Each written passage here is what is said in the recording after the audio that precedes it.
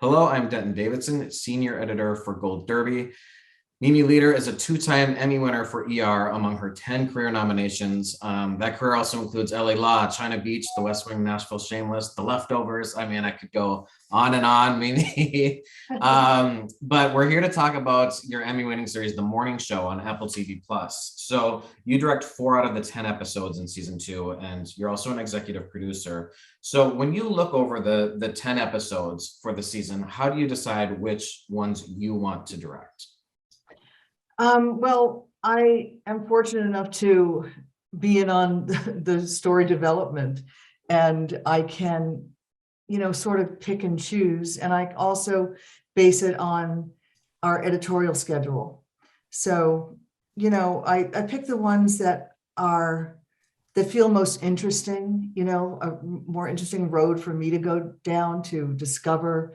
And, I've been doing this for a long time, but I keep learning every time. And I think once you stop learning, you should just go away. And so I really love directing, and I love to try new things. What's the process like then finding other directors to make the whole series feel cohesive and not like there's 10 directors? Well, yeah, I mean, I direct 4 of them, and, we try and pick our directors, for their incredible body of work, for how they tell stories, their storytelling prowess. And we know what the episodes are. And so we look at their strengths, and we look at if their strengths would match up with this story. Would they be the best person to tell the story that we're trying to tell in this particular episode? And that's pretty exciting to try and figure it out. And then you just hope for the best. You hope there's a synchronicity, and there usually is. And I'm curious about the locations that you shot in. We see Alex's retreat to Maine. I love those outdoor shots. And then we see Mitch in Italy.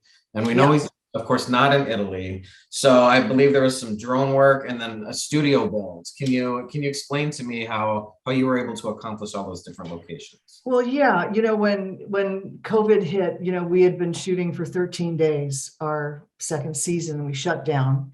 And we were one of the first to come back. And so we had to throw out all the scripts we had and basically start from scratch. And we started shooting again in the end of October of 2020. And so basically, Mitch was in sort of exile of his own making in Lake Como. So, we shot down at Alvera Street, at Pickwood House, and, it had cobblestones, it had single stories.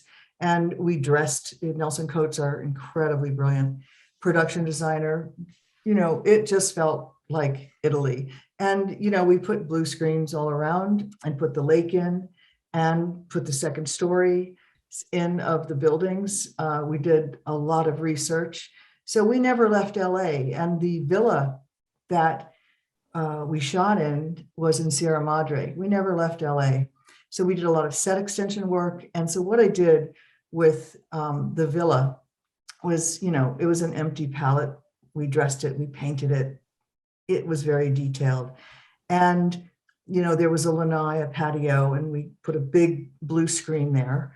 And basically we did a drone unit from every angle because we were going to replace our villa in LA and put it in Italy. So we did a virtual scout in Italy with a drone unit, and then we picked our peninsula. We put our house and did the same thing with the peninsula in Italy. And then we put the villa on the peninsula. And then, we shot all these incredible, I thought they were pretty good, angles coming in to, set up our establishing shot, did water plates so that when he's standing on the lanai, he is, seeing the incredible view of Lake Como, of the lakes. Wow. And so every moment, every frame was, very intricately worked on in terms of birds in the air, boats in the water, people on the streets, And we actually had, when we were shooting on the streets in the restaurant, in the gelateria, we had Italian extras, ADR, Italian speakers. And, we just, every detail was, really examined and thought out thoroughly. And one of the episodes you direct was called La Amaravita, and Alex travels to Italy and confronts Mitch and wants him to issue a statement that they never had sex. She's trying to avoid this scandal. But while she's there, she realizes that she does still have feelings for him. Mitch also is developing this relationship with Paula. And, is the story trying to humanize Mitch in some way here to make sure he's not 100% a monster? Or do you feel like it's more about showing Alex's struggle with coming to terms with her own feelings? Yeah, I think it's all those things. Mitch is in exile of his own making, and we do not forgive Mitch for what he did. But he's a human being, and they had a 20-year relationship. And so it's really interesting to explore when you know somebody for so long, who they were, and now they are a different person. They did these horrible things, and you love this person. Do you stop loving them? Yeah. No. But do you forgive them? No. But, for a moment there, they went back in time. Can it be the way it was? No, it can't. It could never be the way it was.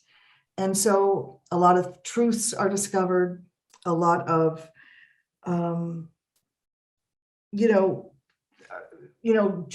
Alex is, wrestling with her guilt of that they did sleep together along, the lies that people tell.